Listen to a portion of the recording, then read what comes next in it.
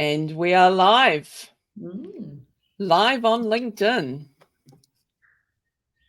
And I believe we are, although it's not really showing me that. So I am relying on that it's happening. Yes, we are live. That's awesome. Hello, and a warm welcome to the third episode of Amplify Your Greatness. And to those of you joining us live and those watching the replay, welcome. I'm Kate Nankerville, a force of nature. I'm a LinkedIn and business development specialist who has had the pleasure of interviewing so many fascinating business people and business owners over the past 10 years in my business. And those experiences have led me to create the Amplify Your Greatness live interview series. A big thank you to the amazing Amy Scott for helping me to evolve the name. So we are now Amplify Your Greatness. I'm a natural cheerleader and I love amplifying the greatness of others. My guests today are an awesome fit for Amplify Your Greatness. They're all about helping other people to do that.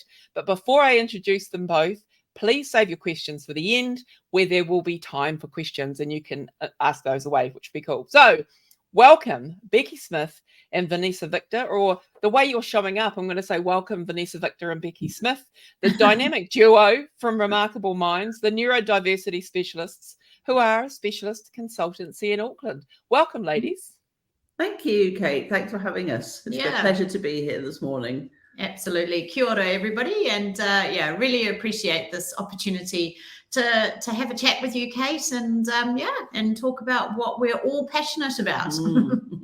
Fabulous. That's neat. Welcome. That's great. Now, I'm excited to be interviewing the two of you. You've had your first LinkedIn Live and your own LinkedIn Live this week. And we have the opportunity today to delve into the fascinating topic of neurodiversity and also your business. Can we begin, ladies? Can you share with us what is Remarkable Minds all about? What is it that you do? So Remarkable Minds is all about changing the lives of neurodiverse individuals, actually. At our heart is we really truly believe that all neurodiverse individuals should be able to thrive in life, in work, in relationships, and not just survive. So that's kind of what we're about. Absolutely. Absolutely. That's exactly what we're about. We're about supporting neurodiverse individuals to thrive in life and supporting neurotypical workplaces and other people to know how to support neurodiverse people so that they can thrive in life. It's our dream for the neurodiversity to not be an issue at all, for it to be just part of normal life, but we're not there yet. So we've got a bit of work to do. Right. Thriving sounds amazing. We all want to be doing that. Yeah. Let's start with some key questions. What does neurodiversity mean?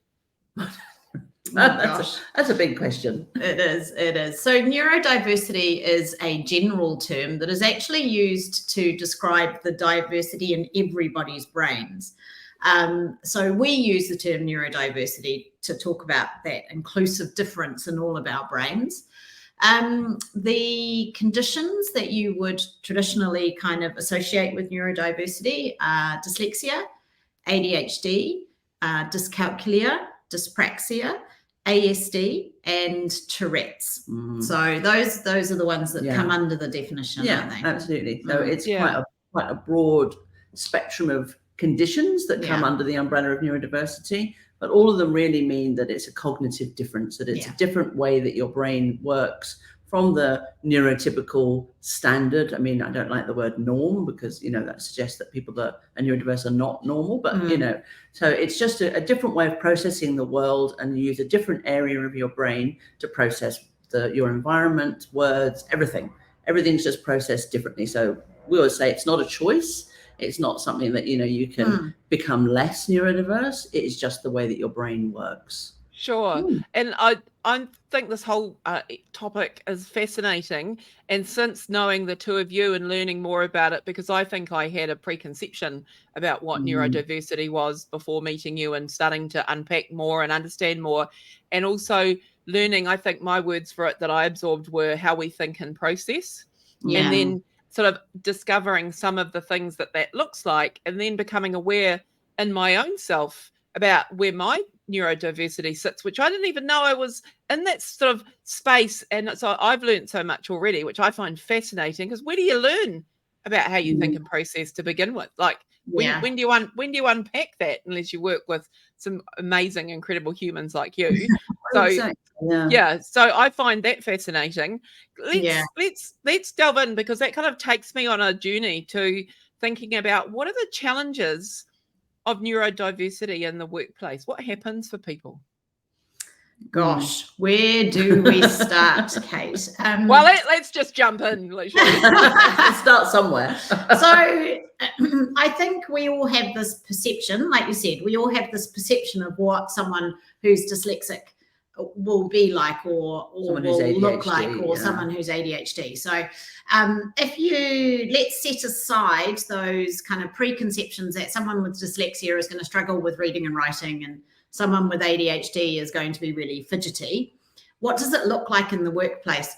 It looks like someone who isn't reaching their potential and you're not quite sure why. It looks like someone who constantly is kind of stressed, is constantly operating at this level of stress. It looks like someone who they're capable, say as their manager, you can see their capability, but they might not put themselves forward for projects. They might not want to speak up in meetings. What it looks like is someone who's working really, really, really hard and just not quite able to possibly achieve what they think they should or what is expected of them. And, I would say, I found out I was neurodiverse quite late in my career. And that realization, it made me think of all those times where situations had happened at work. And I was like, oh my gosh, that was the reason that I got into this situation. That was the reason that I offered to, rewrite the HR manual when I already had more than enough work on, and then stayed late every night at work till about 10 o'clock to try and get this piece of work done. So, I mean, that's what I was going to say as well. I was going to say it could be that they're not achieving, or they're not getting where they should be, or it could be that they are achieving. They are where you think they should be, but they're exhausted all the time because the amount of work that they're having to put in to get to that point is so much more than a neurotypical person. It's just that effort that's required to operate in a neurotypical world, which is, most environments work environments are set up for the neurotypical brain, because that's traditionally the expectation, is the norm. And it's just that sort of having to work so hard to meet those standards and operate in that way is exhausting, and it's really, really hard. And it can also be the person that's always just a little bit late, or actually always just a little bit early for things, so it's that time management. Or it could be someone that never replies to your emails because they're just overwhelmed by the amount of emails that they've got and they just don't know where to begin. So there's lots of different ways that it shows up in the workplace. Yeah. Right. And I would also add as well, we hear the term masking a lot. And what I would say is it's always a really interesting conversation. Is it personality or is it neurodiversity? We could do a whole other session on that. But I would say I also know a lot of neurodiverse people are highly empathetic, and that can be really hard in the workplace. So a lot of people are really hiding who they really are at work. And that's what I would say you see. People who just aren't free and comfortable to be who they truly are and bring their whole authentic selves to work. Right. That's an amazing step into this, and encapsulates, there's so much in that.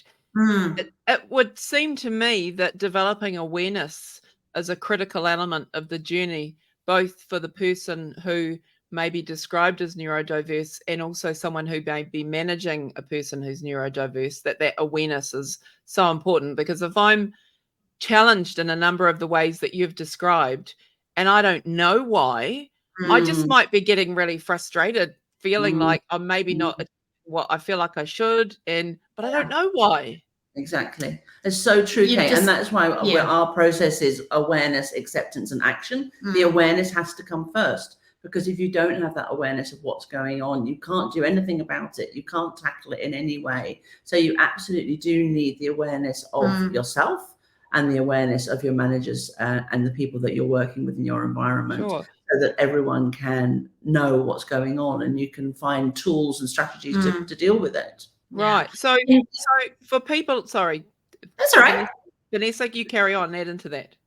I was just going to say, as Becky said, the awareness piece is really important for that person themselves, because a lot of neurodiverse adults don't actually know they're neurodiverse. So a diagnosis or recognition of it, if you're kind of probably 25 and over, really wasn't very common. So all I was going to say is there will be a lot of people out there who may not even be aware they're neurodiverse. That is changing. These people's children get diagnosed, and then adults are realizing, oh, I'm neurodiverse as well, or I've got some of those traits. So it is changing gradually, but for older people, it's definitely not recognized at all, and they would have just thought that they're dumb. Right. So if diagnosis is one of the ways to create awareness, let's come back to, do we know what percentage of the population might be described as neurodiverse? Is there a figure, ladies? Yeah, there is. So the commonly accepted figure is it's 1 in 5. So 1 in 5 people are neurodiverse. However, I would actually say it's more than that. I would say that's a conservative estimate. Yeah, and that's quite an old figure as well, isn't it? And I think that things have changed at a very rapid pace with people becoming aware, not necessarily having diagnosis, because you don't actually need to have a diagnosis to know that you're neurodiverse. There's a stat out there that says something like 77% of people that think they're neurodiverse are neurodiverse. So self-awareness is really high. And that's why we're getting all these people whose children are diagnosed, and they think, oh, some of those traits I have as well. They don't need a diagnosis to know. So right. That was it's as powerful as diagnosis. Excellent. That was where I was going to go next too. That whole, obviously, if you can get a diagnosis, that's really valuable, but there are going to be a lot of people. If it's over 20% of the population, there's going to be a lot of people who aren't going to be diagnosed, but maybe having some insight or some watching something like this and go, hang on, that sounds like me.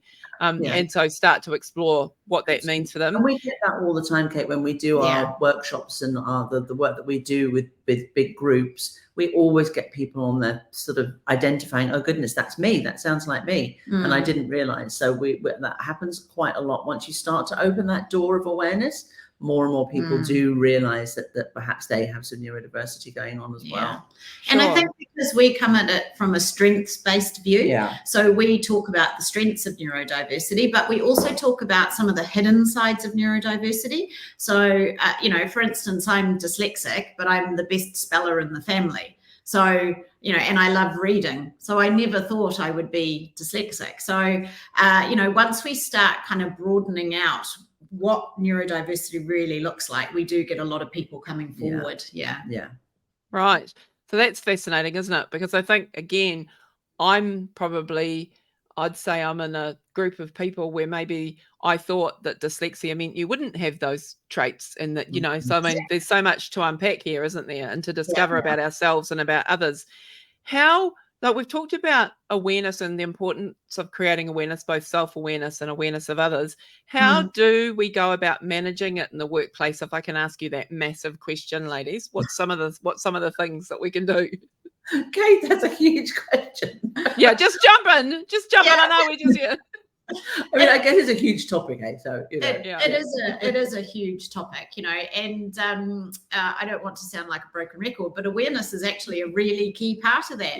And Becky and I have been friends for 20 years before we started this business together. But obviously now we've got ways of working that we love sharing, because we do have a neurotypical brain and a neurodiverse brain. Now, awareness really is that first place. Becky understanding why I do things a certain way, and equally me understanding why Becky needs to do things a certain way, is actually the really solid foundation.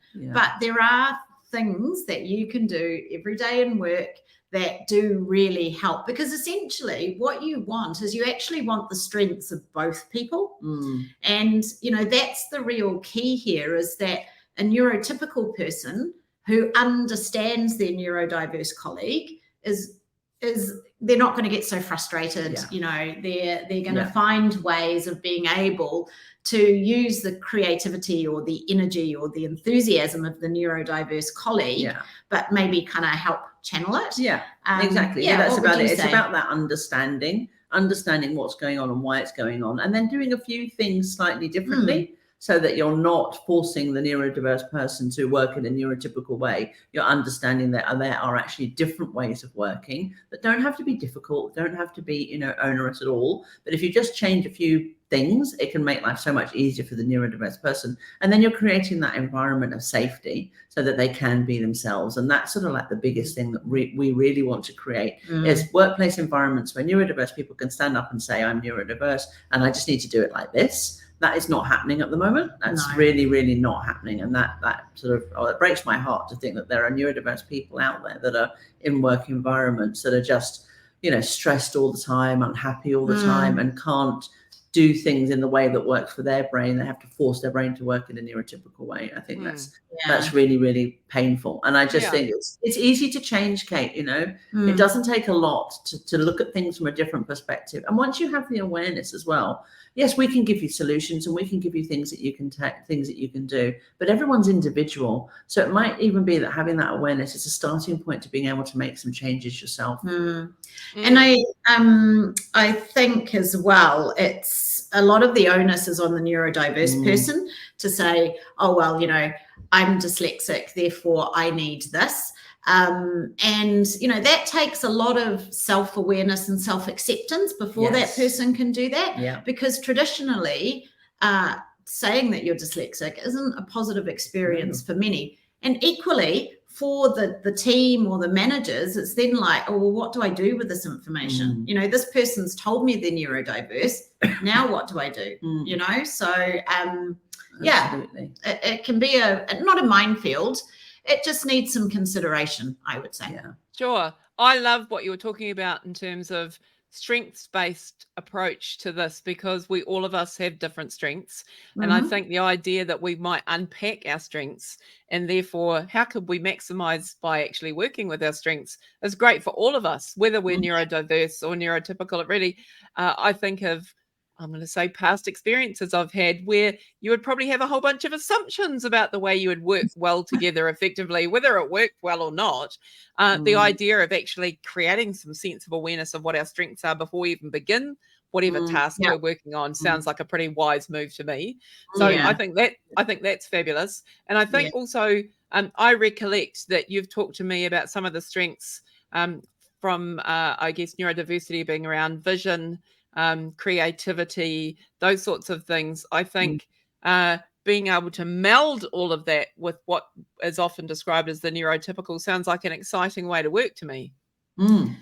Absolutely. And I think that's the thing. It's actually about recognizing the strengths in both sides. So for instance, a lot of, especially if you're a bit ADHD, we are quite visionary, inspiring people. So it's like convincing people to come along with the new idea, coming up with the new idea and really passionately being able to talk about it.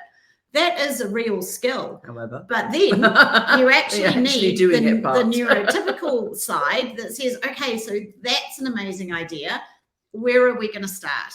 Okay, before we do this bit, you actually need to have this bit in place. And, my lived experience was I have always been the ideas person. I am always coming up with ideas, whether it be for kids' birthday parties, businesses, whatever it may be.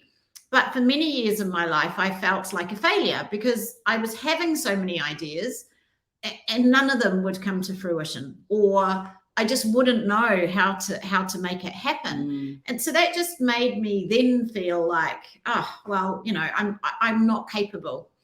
And I think, that's one of the strengths of our relationship, isn't it? Our neurotypical, neurodiverse is now I can come up with those ideas. And I've learnt now to value Becky's insights and saying, but actually it can't happen that quickly. And before you do that, you actually need to do this. So that's why you need both sides. It is not always easy being the neurotypical person in the room, because I don't want to burst her bubble. She comes in the morning with these 10,000 ideas of amazing things that we're going to do. And it's not down to me to go, don't be ridiculous. None of those are going to work. That would be awful and not start Monday in a very good way. So, it is about managing that and sort of like listening and being patient and understanding that. For me, in our relationship, Vanessa needs to get those ideas out. They're all in her brain and she has to get them out.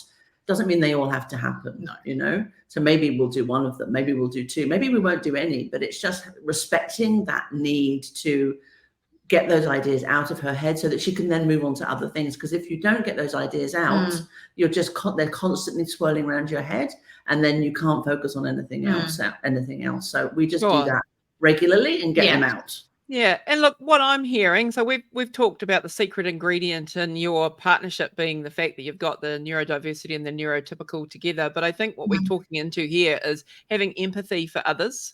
So whichever place you're coming from, which is an aspect of, you know, effective leadership, we can have empathy for another person, then we seek to understand them and we seek to work with them in the way that works for them, which I think is a beautiful thing that we can all aspire to.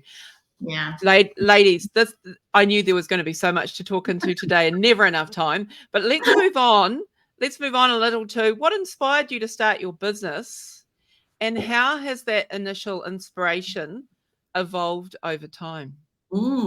Gosh, good question, Kate. You want to start with that one? Yeah, obviously you started it. It's your fault. Exactly.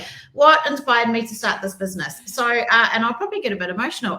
So my lovely son was struggling at school and was just failing and was really losing the joy and confidence. And he was only 7. And I just didn't know how to help him. So he was diagnosed as severely dyslexic. And we came across the Davis Dyslexia program, which completely revolutionized his life and mine. And I just thought, wow, imagine being able to help people. I've always wanted to help people, but I trained as a facilitator and was loving helping people, you know, and I mean transforming their lives, coming in on Monday believing they're stupid and leaving on Friday with being able to hold their head up high. But I realized quite quickly I was getting quite overwhelmed by the business, like organizing, invoicing. Oh, yes. You know, not my strength. And it was on a chance conversation on a plane when we were both going on holiday together, where I was just talking about how overwhelmed I was and how I wanted to help so many more people, but I was just swamped. And Becky's always helped people. She's got a real talent for listening and empathizing and leading people.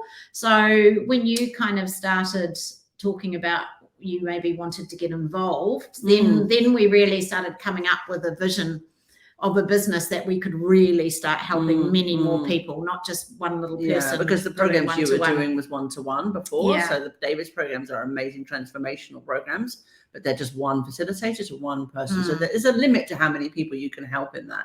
And we just saw so much need out there. There's just so many people that need help, and so many people that aren't in Auckland that we can't sort of do one-to-one programs with. And we just thought there must be a way that we can help more people in the that are neurodiverse. We just wanted to help more people. So I think, has the business changed? Yes, it has massively changed. It's changed from doing one-to-one to doing, group. We do group coaching. We do, business, working with corporates. We do consultation. We do lots of different things now that's different to what we do. But I think the very essence of what we do is still the same, which is about transforming lives and helping people be the best version of themselves and live a happy and thriving life. That's what we really, really want. And I don't think that's changed from the beginning. We're all about people and we're all about helping people. That's our driver, I would say. And I think I agree with Becky. It hasn't particularly changed, but we are about the other sides of neurodiversity. We are about the emotional and mental impact on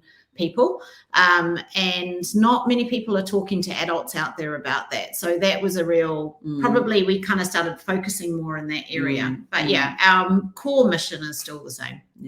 Sure. Thank you for sharing that journey, and thank you for getting emotional. We haven't had anyone cry yet on Amplify Your Greatness, but I just about got there because your story is so moving. And I love that you're doing the work that you're doing, because it really aligns with what I'm doing here as well, which is celebrating the strengths of you, of the people I'm interviewing, and you're helping people to understand their own strengths and be the best they can be and have great lives. So I think that's awesome. Yeah. So you've talked a little bit, which is great, because you've talked about the individual work. So you can work one-to-one with people with the Davis program, and you work within larger organizations, whether that be small, medium business or large corporate organizations. Can I ask how, I want to talk to you about daring greatly. How does having courage to be vulnerable play a part in the way that you live and work? I think it plays a huge part, actually, Kate. I think for us, that has been a real journey, that learning to be open and learning to be vulnerable. I'm definitely not naturally that way. I definitely am more closed and don't like to share too much. But I have really learned that in order to connect with people, in order to sort of be able to speak to people authentically, there has to be a vulnerability in there. And I think that has been part of my journey, certainly. And I know for you, I mean, even more so, because, you know, being neurodiverse comes with a stigma. It comes with a negative, you know, say there's a figure out there that 97% of people think dyslexia is a negative and bad thing. 97%. In the workplace, yeah. That's really high. So, you know, for you, being vulnerable and sharing your story, and, you know, it's taken you a while to get to that point where you can 100%. Do that comfortably. Yeah. And I would say, you have to, when you're neurodiverse, getting up and speaking to people, it's incredibly vulnerable for me to do, you know, like, and especially I think on a one-to-one, it's different because I develop a relationship with that person. But when we're then standing in front of 50 people and I'm there talking about some of the things that have happened and the horrendous mistakes I've made and all sorts of things that have happened, that is a very vulnerable place to be. And it's taken me courage to really kind of get over that self-doubt, because all neurodiverse individuals have a huge amount of self-doubt, and just kind of step into that space of being able to share my failings, really, and then not go down that rabbit hole of self-doubt. So you have to be quite vulnerable. Absolutely. And I think, you know, as Vanessa said, we've been friends for 20 plus years now, and the Vanessa of 20 years ago would absolutely not have been able to do what the Vanessa of now is doing. So the work that she has done on herself to be able to get to where she is enormous and should not be underestimated. You know, for a neurodiverse person to stand up there and talk openly about the way things used to be and how difficult life was and how it made her feel is really, really, it's hard. It's really hard, and I admire you for doing it. Yeah. And now she's making me cry. Yeah. Thank you, ladies. And look, I acknowledge and commend you for the journeys that you've been on.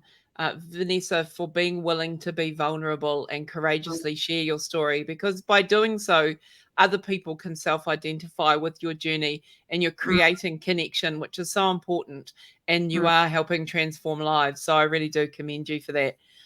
We only have so much time today. And so what I'd like to do is, looking to the future, what exciting developments or plans do you have in store for your business that you'd like to share with our audience today? How much time have you got, Kate? Would you like the neurodiverse or the neurotypical plan? You just take your pick and go for it. Well, I'll just say a small bit and then you can go.